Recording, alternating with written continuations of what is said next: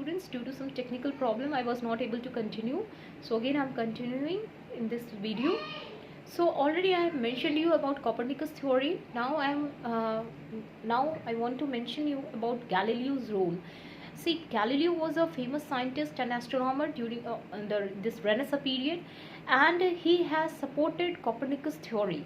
He also according to his calculations and findings, he told that Earth is not flat, actually it is round in shape. Although the church, which was telling the people, which was preaching the people that the earth is flat, move against the Galileo, because see, church at that time was having the supremacy in the society. So whoever have tried to question the authority of the church, they are punished. So ultimately Galileo was also threatened, and finally to escape the punishment, he told that his findings were wrong, and he accepted and supported the church theory. Apart from Copernicus and Galileo, there were some important scientists of this period like Sir Isaac Newton and William Harvey. William Harvey discovered the system of circulation of blood from heart to the different parts of the body, while Sir Isaac Newton discovered the theory of gravitation. Now we will move to voyages of discovery. See, during the Renaissance period, what happened which pushed the people for series of voyages of discovery? What led to the exploration of new lands by the explorers? So in this topic I will mention you about that. As you know that for about 700 years approximately, the trade between the East and West was controlled by the Turks. There was a problem created by these Turkish rulers for the European traders. You know that European markets are flooded with Indian goods, and there was a quite high demand for the Indian goods such as cotton, textiles, silk, and your other spices. These were having huge demand in the European markets. So the European traders who were making the profits from this trade, they were astonished after the control of Constantinople by the Turkish rulers. So ultimately this control over the Mediterranean Sea led to forced the European traders to look for another alternative. So a sea route to the east had to be found for thriving the trade once again. This led to the series of voyages of discovery. Now, these voyages of discoveries were aided greatly by the mariner's compass, improved maps, understanding of astronomy, and others. And one more important thing I want to mention here, that apart from these scientific inventions and compulsions made by the Turkish rulers, these adventurous voyages were also aided by the rulers. These were encouraged by the various European rulers, like the rulers of Spain, Portugal, England. They have aided the different explorers. They have given financial assistance to them for their voyages. Now I will move to explorers and their discoveries. Okay, so as I have mentioned you that many royal families were encouraging these voyages by giving financial assistance to the sailors, navigators. So likewise Portugal, a European country, it had a prominent role in this during the Renaissance period. Like Prince Henry, the navigator of Portugal, he sent his people, as well as helped them by giving financial assistance to find the trading posts in Africa, and thus it was due to his effort that the west coast of Africa was discovered. Now due to this exploration, Portuguese were able to establish their trading post in the coast. Likewise, Bartholomew Diaz, a Portuguese sailor, he discovered the southern tip of Africa and named it as Cape of Good Hope. Meanwhile, Vasco da Gama, he was also from Portugal, and he discovered the sea route to India. He reached Calicut in 1498, sea, and in this way it was a very crucial discovery, because you know that ultimately the trade between the east and west was difficult after the Turkish control over the Mediterranean Sea. And this discovery led to the new, not only change in the European society but also a new change in the Indian subcontinent. The discovery of this new land route led to the colonial rule and imperialism in this subcontinent. Now I will mention you about Christopher Columbus, who was actually also in a mission to find the sea route to India, sea route to the east. But although before that I want to mention you that he was also encouraged and helped by the King and Queen of Spain. They have given him financial assistance for his voyages.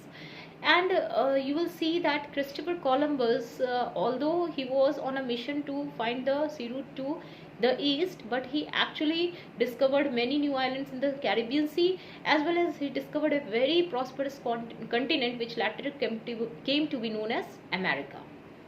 Now Ferdinand Magellan, he was also a Portuguese nobleman, but for the fame and the fortune he was also on a mission, and he was the first person to sail around the world, and the concept of globe was proved first by this man. Sir Francis Drake of England also circumnavigated the world, and apart from him, we have seen that Sir Walter of England, he found a new colony in America and named it after the Queen Elizabeth, who was a virgin queen, and named it as Virginia. So we have seen the different discoveries which were made by the explorers, and who were from the different parts of Europe, and they were also helped and encouraged by the rulers. So these voyages, these discoveries were especially for the fame and the money. For the fame and the money, it was the sole purpose. But how it had an impact over the world, we will see now next in the final topic, that is your impact of Renaissance on the modern world. See, as I have already mentioned you that Europe was the birthplace of Renaissance, and Renaissance brought a reawakening in the European society. So whether it was any aspect of human society, whether it was social, cultural, political, every phase of human life was influenced by this Renaissance. And due to the Renaissance, there were major inventions and discoveries which took place in the different sects. And these developments, these inventions and discoveries, the knowledge of sea routes, all these things made Europe as a natural leader. It not only possessed the power but also the knowledge, and because of this you will see that how Europe from the dark ages moved into the civilized and one of the developed continent. Now the second major change which took place is in terms of religion. As I have already mentioned you that church was the supreme authority, nobody has the authority to question them. Church was very powerful, but as there was a growth of rationalism and humanism in the society, people were not ready to accept anything blindly. In this way, the supremacy of church deteriorated.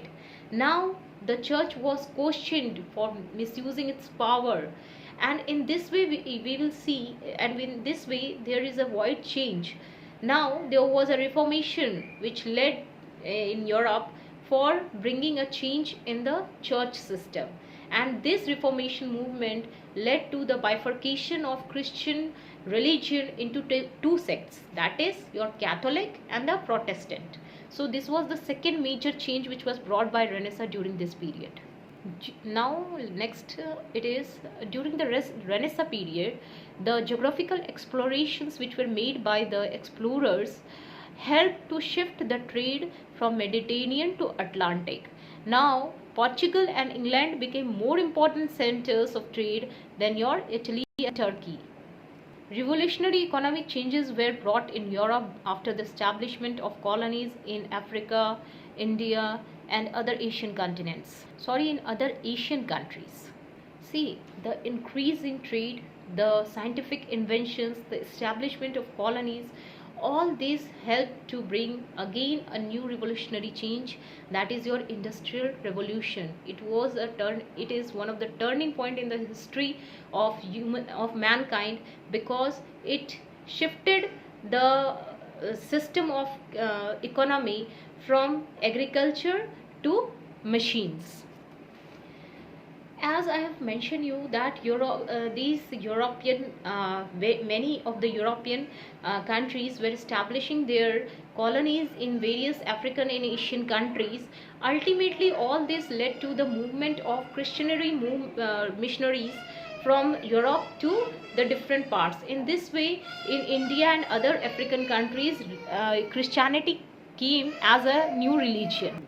So finally I have mentioned you about this, and so Christianity as a new religion was brought to all these new lands, and the missionaries who came with a view to spread this new religion, and they have done it very successfully. Francis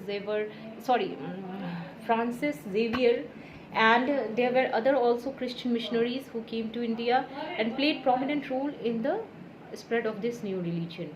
So we have seen the different aspects, features, and meaning and causes of Renaissance, and also finally its impact on the world. So in this way the chapter is completed. If there is any problem, please mention me, and please mention in the comment, and the question answers I am giving you. Please revise the chapter properly, and I don't think so there would be any confusion, but if there is a doubt, please mention me. So thank you.